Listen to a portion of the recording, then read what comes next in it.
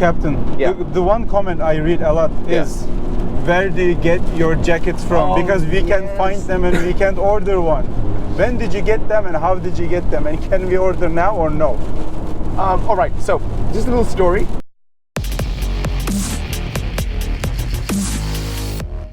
Hi guys, we are in the car going somewhere on another project to bring you more content for JDM Masters, and we're just going to take this little time to answer a couple of questions that we've been getting on the comments and just stuff in general.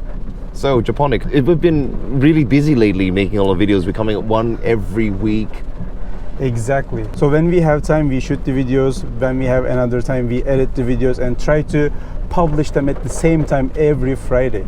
So if we can, we want to do more, but you know, we have a full-time career. We have a little bit time now and we are going to shoot a video.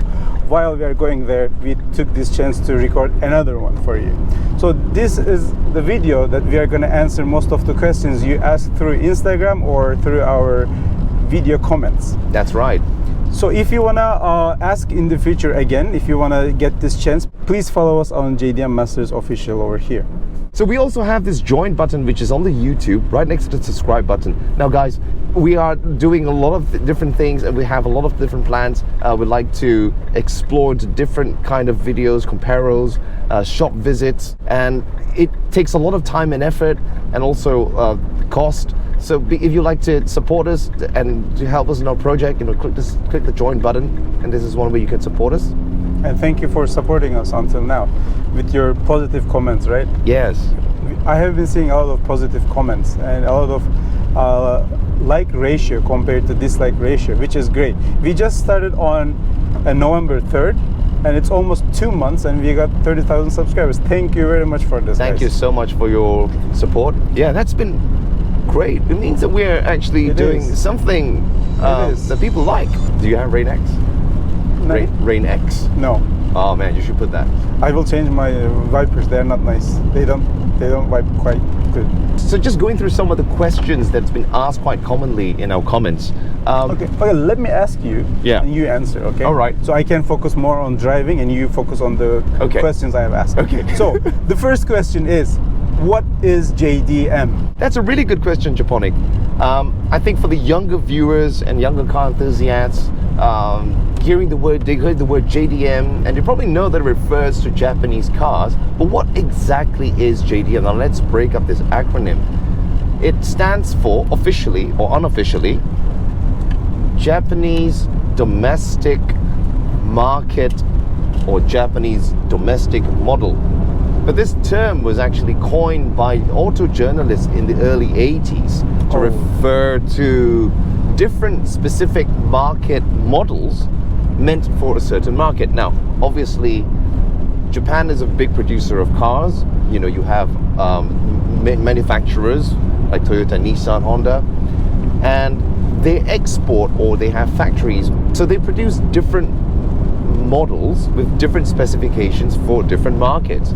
So this means like the Supra US gets is not same as the Supra we get here. Exactly, it's not exactly the same. The differences are quite minor, usually down to like trim, but very often it's also different things like engine power, different equipment levels, but also there were certain cars which were never ever sold outside of Japan. Therefore, Japanese domestic market model becomes even more special. And so the word JDM was then used. The word JDM became very popular in the 1990s when auto magazines started to realize the importance and the performance potential of Japanese specific cars. Now, like some popular ones like the Skyline GTR. The Skyline was never ever marketed outside of Japan. So this became like a sort of, you know, the pin-up car to have, you know, influenced by Gran Turismo, obviously. You know, people who outside of Japan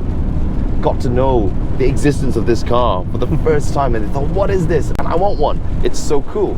Fast forward to today, starting from that Japanese specific model plus the tuning industry around it, influenced by option, hyper rev, watching best motoring, the tuning scene, the motorsport scene, gave a lot of folklore, legendary status to these cars.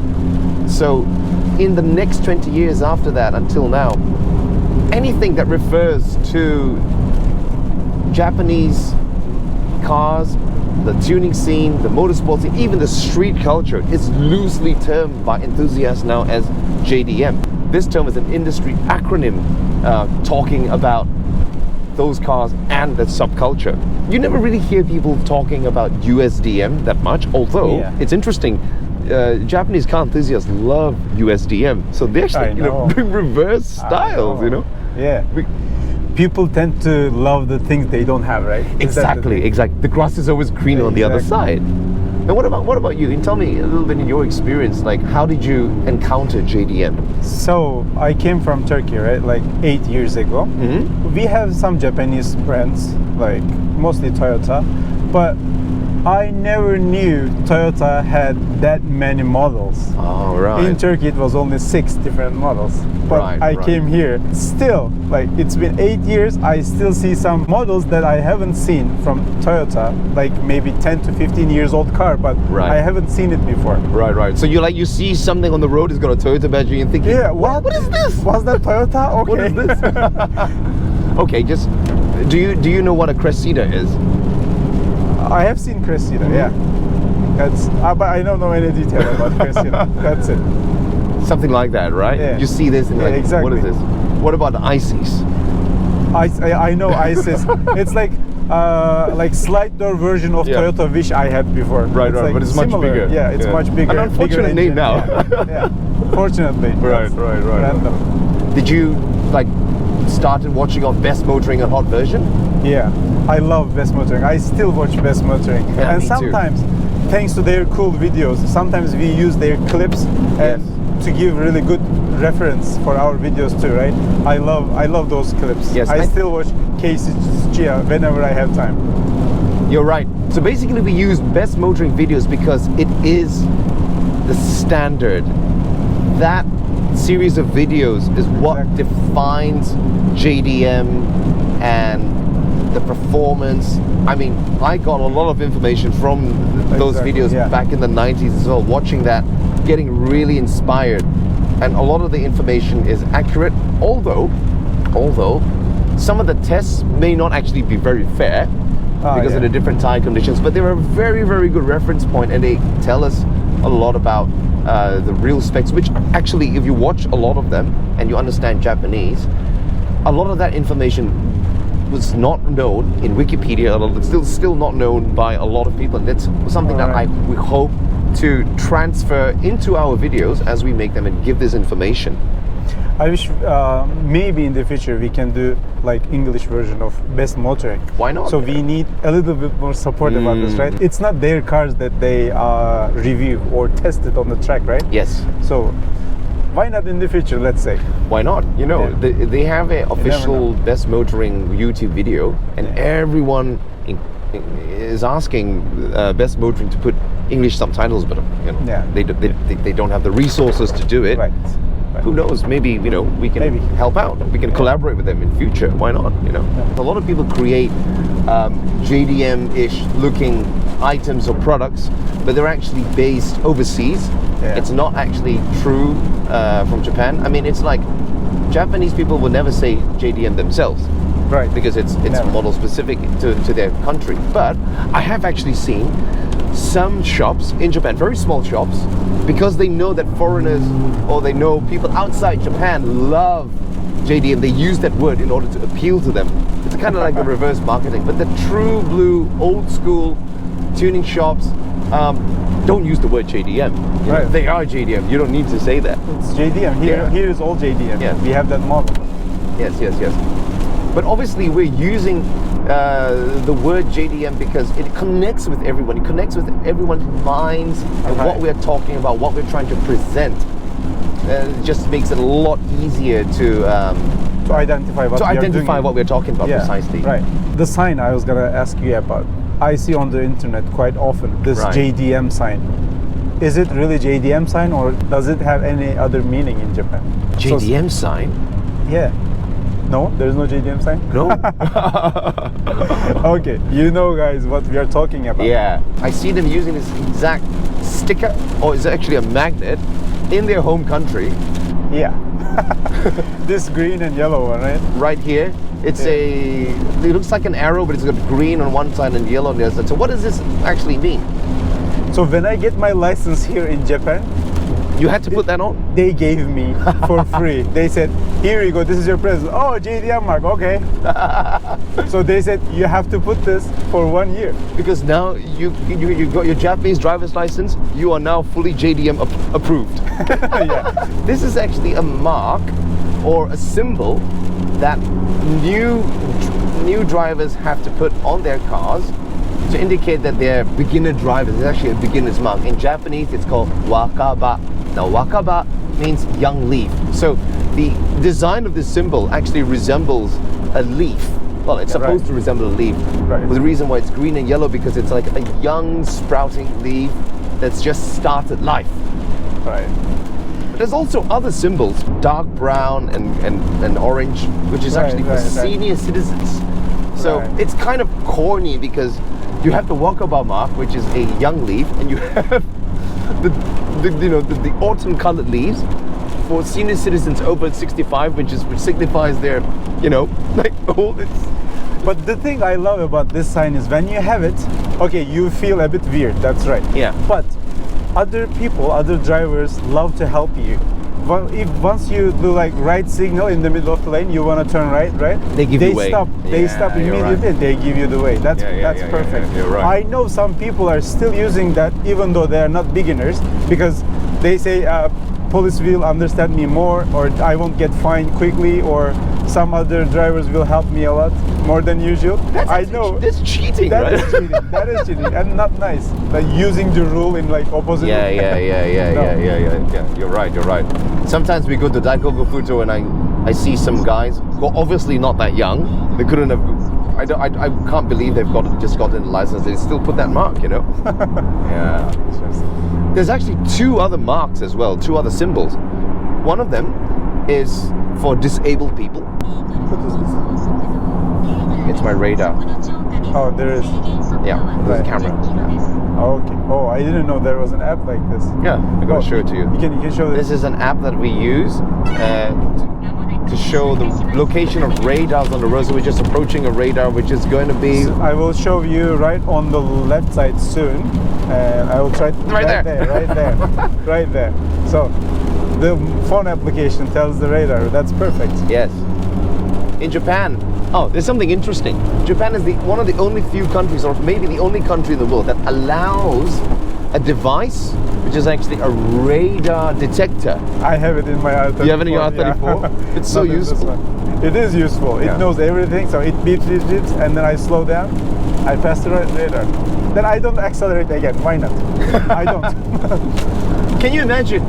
You have one of those. If you do get caught for speeding, cop looks in the car and sees you having that, and he just laughs at you like, look, you have a radar detector. Why do you still get caught? Why do you still get caught, Right. Yeah. But there are mobile ones, right? There are mobile ones, yes. Although the apps are really good because they get updated, like Google Maps. Things like that makes Japan, I would say, contradictory, if not controversial. Right. And there's so many of these things that we'll hope to show you in the future. We'll probably delve more into street culture to also show you what it's like for us as foreigners who love Japanese car culture and love Japanese cars living in Japan. So let us know in the comments what other themes you like us to explore. But we are really just a couple of car guys. We have a lot of friends. We have a little group that if we weren't just car like us. enthusiasts, right? Why would we record that Subaru under that rainy weather, right? You have seen the Subaru video, right, guys? Yeah. The previous one. Oh my God! Under what conditions we have recorded? It was freezing. We have the umbrella on top of the camera, but the umbrella doesn't hold there. It's like, oh my God!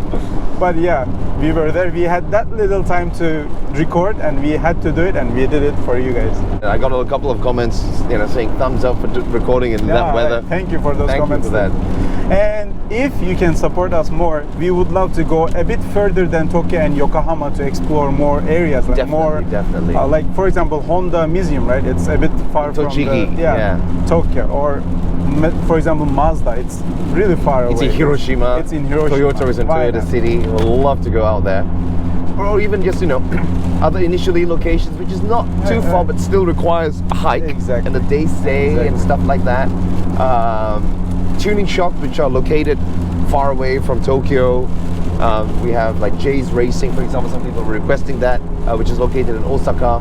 I personally want to review Hoda Racing, which is not very well known now, but they are a true racing constructing manufacturer, just like Tomei, which is located in Okayama.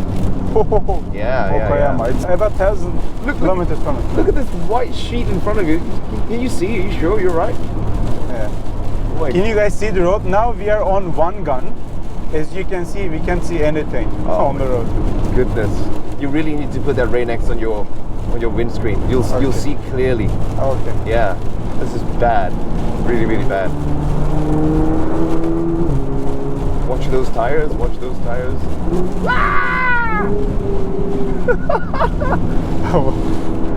Jesus Christ. He probably didn't see us and came in front of us. Yeah, do you have fog lights? You have fog lights, right? Yeah, turn it on. They're on. Let me open the... Look at that, you couldn't see Yokohama at all. It's just white out. Goodness gracious.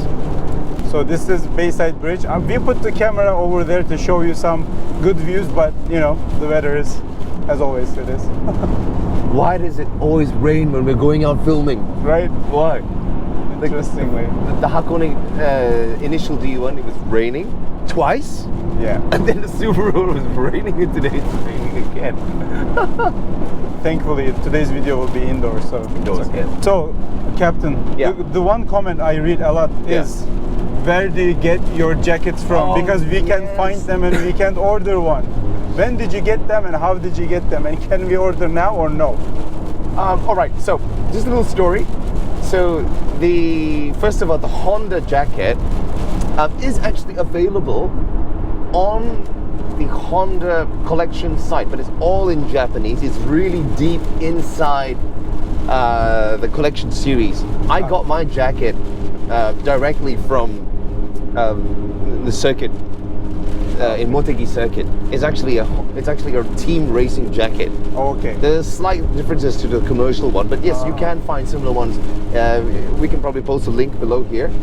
Okay. The Mitsubishi Jacket is not available. It's actually more than 20 years old. Oh, it didn't look so old. Yeah. You're keeping it nicely. The design is from the 1990s WRC. Okay. It's actually a team jacket. Back in the day, similar replica models were sold by Ralliart. Of course, now Ralliart is defunct. But those 2 or 3 jackets that I have are actually my old team jackets, because I used to be with them back in the 90s. And so you have TRD jacket too now? Today I've brought a TRD jacket over here, which I found somewhere in my deep in my collection, because we're going to do something Toyota today. So I think it'll probably be a good idea to get one jacket from each manufacturer. Nismo too, right? We are missing Nismo. Oh, if I get an STI one, I'm gonna get a pink one.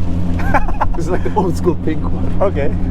I can find one. I'm gonna answer some questions that were posted on Instagram, and we're just gonna try and answer as many as we can. So let's shoot off. First question: what's your favorite GTR generation? You first, because you're the guy with 2 GTRs. Okay, so guys, before this I had 2016 GTR. Now this is 2014 GTR, and I have 99 base model Skyline GTR R34. So which one is the favorite? I have 2 kids, and they are different from each other.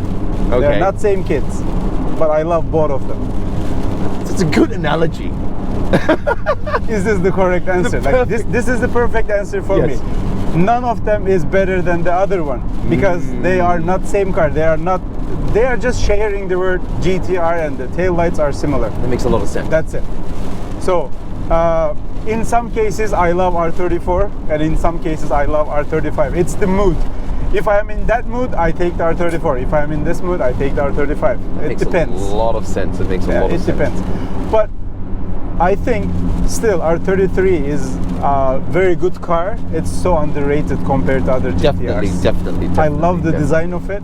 I think it looks very elegant. It is. Very elegant. It's unique design to itself. It's different. My favorite is the R32. Now, it's very funny because when I really started to get into JDM cars, it was 1995 actually, and that was when the R33 GTR was current.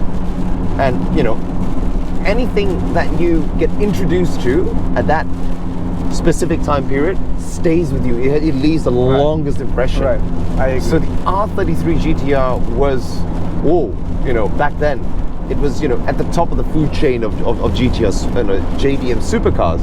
So that impression always stayed with me. When the R34 came out, I love the design. It's you know, sharp edges. It's cool. And so, like a lot of JDM car fans, I've always wanted one. I could spend a lot of time with one. A couple of friends had one, and I had one for work. And then I had a chance to try all the 4 generations and spend a lot of time with them, and I really began to appreciate the R32. Yes, it's true, it's the first generation, it understeers a lot, the bodies needs a lot of strengthening, you know, supposedly inferior to the later generations, but it's also the lightest, has the shortest wheelbase, and just something very raw about that car. And the fact that, maybe for me, because I come from a professional racing background, I love homologation cars. So the Group A legacy, and just it really looks really slim and compact compared to the 33, 34, and the 35. So for me, maybe, well, that shows my age, right? I like the older ones the best. Okay. So this was one of the GTRs that made impact, right? R32. Right. Yes. R33 didn't make any impact. R34 made the impact mostly by social media and movies. And internationally, yes. Yeah, internationally. Yeah. And I think R35 made a lot of impact when it came out first in 2007. That is true. That is true. That is true. Yeah, the R34 is really a cult status car because thanks to Gran Turismo and also the Fast and Furious series, Need for Speed. I guess for the younger people, if you just mention JDM sports car, that's the first car they're going to think of.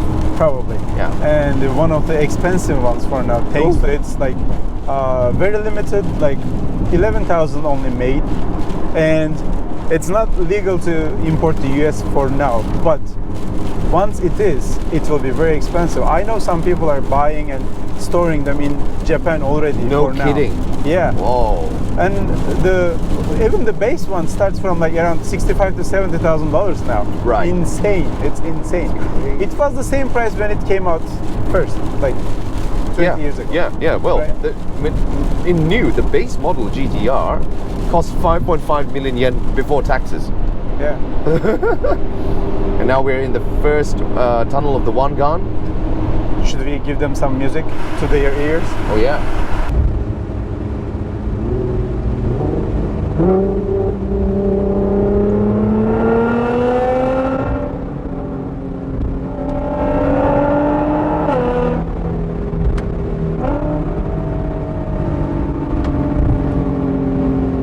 So there's some questions here. We're just going to answer them very, very quickly.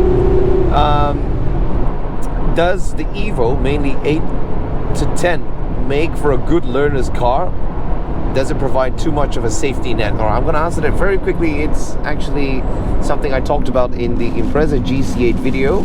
If you just started out driving, you just got your license, you're a young person, I would not even recommend that you go for a high-powered car. But if you got to learn the basics of driving, car control, I really recommend that you start from a lower powered car, whether it's a family hatchback, drive that for at least half a year to make sure that you understand and the basics of car control without going fast, because power is addictive.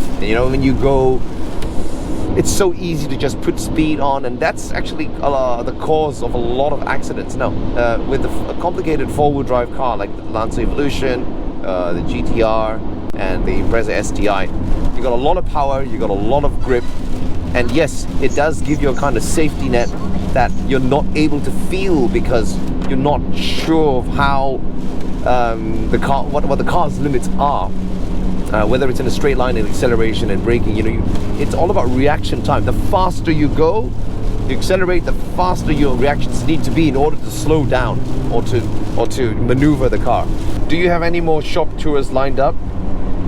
Yes, Definitely. we definitely have. There are loads and loads of different tuning shops, official shops, like autobags, museums, which we're going to one today, and we're going to be covering all those in time to come. That's part of what we do. Are old school JDM cars really better than supercars, or is it just a delusion? So, without offending fanboys or car enthusiasts, just as you said, you have two kids, but they're very different from each other. Yeah, but I love both of them. But you love both of them.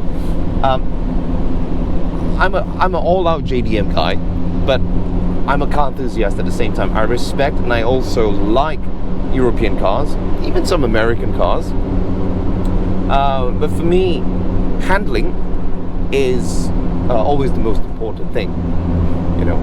You don't need a lot of power to enjoy a car.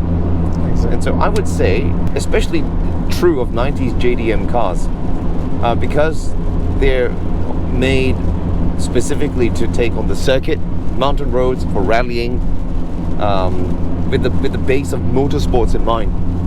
You see, Japanese cars use very hard bushings compared to European cars. European cars use very soft bushings, but more compliant suspension. But European cars are also more suited to highway driving, like the Autobahn. Exactly. So, it's different horses for different courses. Right. Good saying. And me being a rally guy and a circuit guy, I find that JDM cars suit my style of driving, or what I like in a car. I don't mind the harsh ride, but it's not jarring. It's still very, livable with, especially true in Japan. Now, back in England, Hop B roads are horrible. Any JDM car like the Civic Type R, Lancer Evolution, taken straight from Japan, would be really uncomfortable to drive. In Japan, roads are really smooth, so it works here. Now, about the power, I think JDM cars, because of the 280 PS gentleman's limit, were actually underpowered in the 90s. I mean, you look at this 35 GTR that we're sitting in right now, that's supercar levels. They've changed their stance. So, they said, let's make a global car to go all out. And it is in some ways equal or better to contemporary European supercars, but it's not better in interior quality, for example. Exactly. Yeah. In prestige, the brand name, although, it's popular among JDM fans. I drove a current generation 911 GT3, and the interior is just unbeatable. I mean, you've got luxury, you've got sportiness. You get that isolation too, right? You get that isolation. I think Nissan made this car on purpose, not that good at isolation, to feel the road and the noise. You could be right. I don't know. You could be right. I feel everything. I hear everything from outside. Like, it's not like isolated.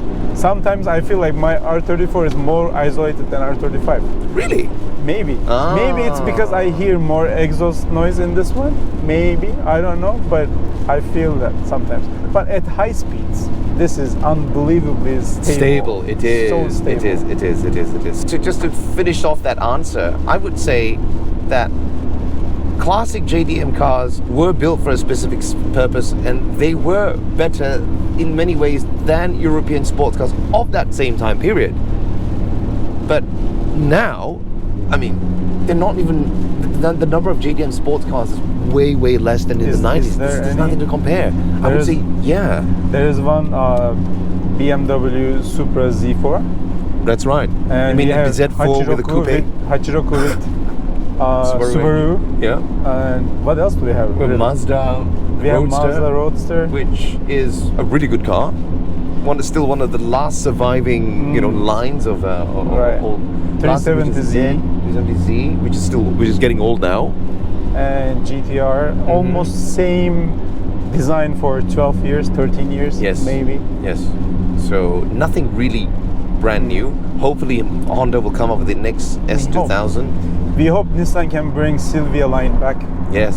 And I was gonna say Skyline, but there is Skyline already. Like it's become a luxury 400R. It's luxury sedan. They're very, aiming very more good for sedan, AMG. but yeah. They're aiming more for like the European style market. So this is my problem with the current generation JDM cars. The Japanese makers are trying to match European style sports cars or luxury touring cars. In the 80s and the 90s, they had their own identity. Right. They didn't care about the rest of the world. We're going to make this really hardcore, special, spec'd out car.